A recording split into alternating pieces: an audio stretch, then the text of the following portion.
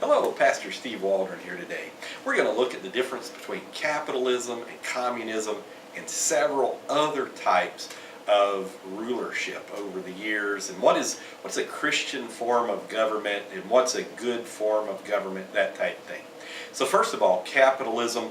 Now capitalism is how free societies throughout history have basically done transactions. It is, I use the giftedness that I have and have developed, and we know this all comes from God, to obtain things that I don't have or do not have the time or the knowledge to possess from someone who does have that expertise. And so it's basically a mutual sharing society. And in ones with great laws of peace, it seems to be a fantastic, because mankind's heart is bad. That's the reason the founding fathers wanted to chain government down. Government is run by people, and men are inherently bad. And most people today would say mankind is inherently good. They're not. Mankind has a sinful nature, a terrible heart, and so it has to, with laws, and I'm talking about unconverted people. We know converted people would just bear the fruit of the Spirit with proper training and understanding and these type of things. And so capitalism would be a very peaceful society, a very lawful society, one that would have leisure, that would have great people with high achieving. There's no such thing as equality. Now there's equality of opportunity, but not equality of outcome, because we're all created differently. And hopefully there would be some type of altruism to give to the poor and the needy. Now that is contradistinction to communism as envisioned by the League of the Just, and actually well back before that. They were talking about communism in the 1500s. I remember when Ulrich Zwingli, I was reading his charge against Balthasar Hubmaier, that he said that Hubmaier in 1528 is a communist, and then Lafitte in the 1790s talked about communism. Many people would say that some of the French Revolution had very communistic tendencies. Communism is basically the ownership of everything by the government. And the government, they rename the people. So everything they do that's by the people, it's actually organized thuggery. And the reason they have to hate religion is because everything has to be submitted to the state. And the state and the people who run the state primarily rape everybody and everything of all of their goods and destroy through dictatorship.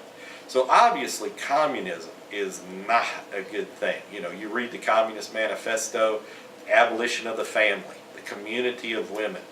It's against any type of morals and standards.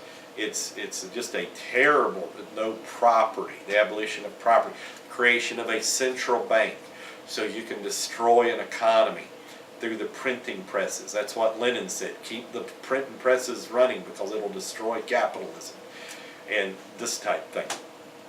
And so it's a terrible form of government. Socialism is basically communism with a velvet glove. It is like you have the Fabian socialists, George Bernard Shaw and the Webbs and the Sidney and Beatrice Webb, the others, that they want enslavement, but in a very nice, noblesse oblige kind of way, Anglo-Saxon etiquette, nobility type of way. And so it's a kind face. And notice it's called Fabian socialism.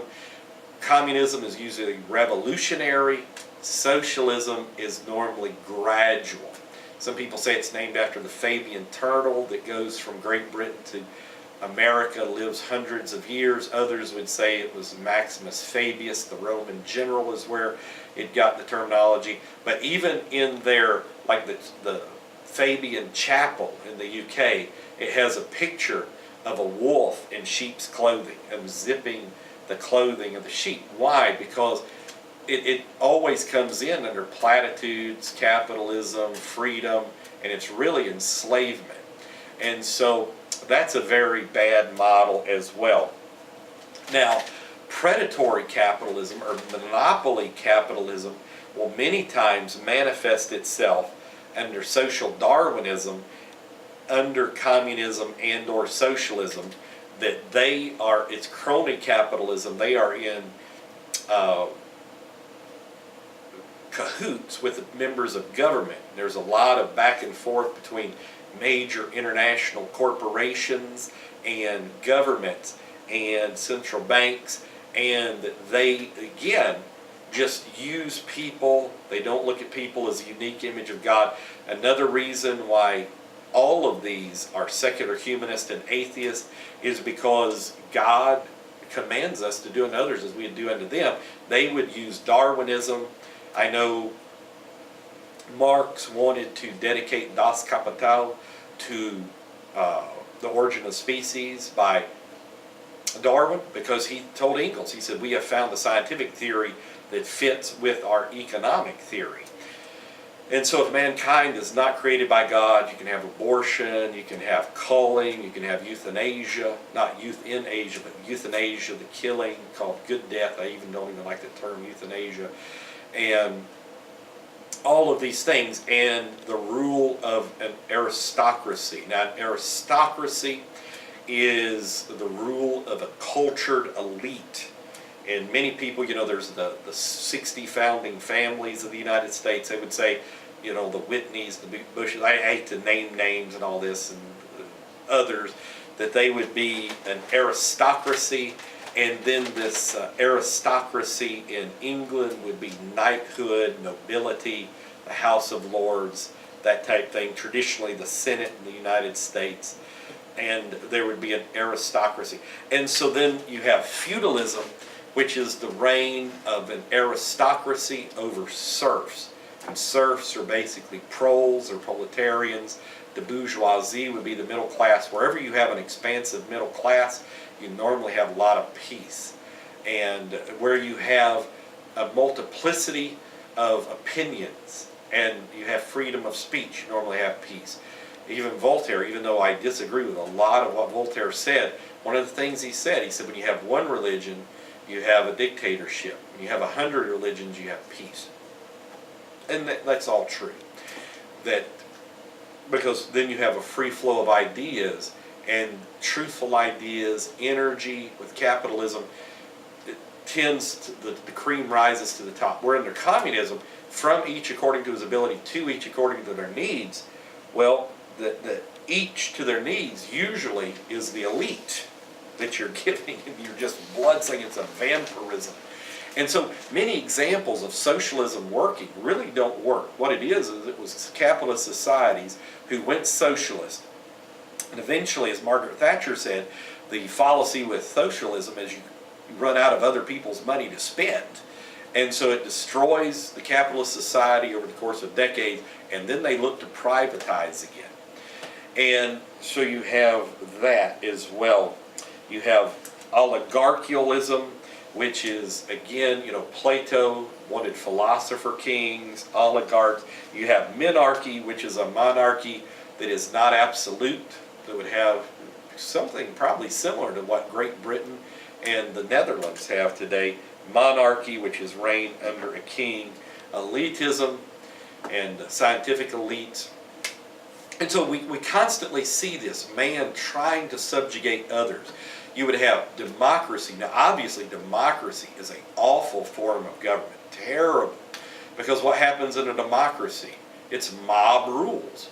And so the majority, unless somehow mankind ceases to be evil and starts to be good, mankind will always vote. The 51% will vote to destroy or subjugate the 49%, and then it will keep going. It will keep, and then parts of this, and it ends up into a terrible. So republicanism and capitalism would have something to do with absolutes, laws. There are certain laws that you do not cross. There are certain common cultural mores and norms.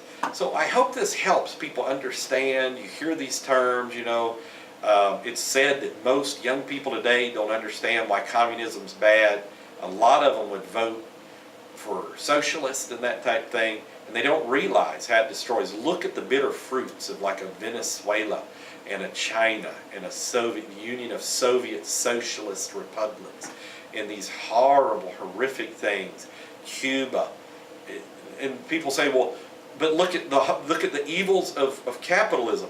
I'm just going to tell you, while we're here on this earth, we have to do the best we can till Jesus comes and sets up his kingdom. Don't you want to rule and reign with him? God bless you. You're going to be kings and priests in Jesus' name.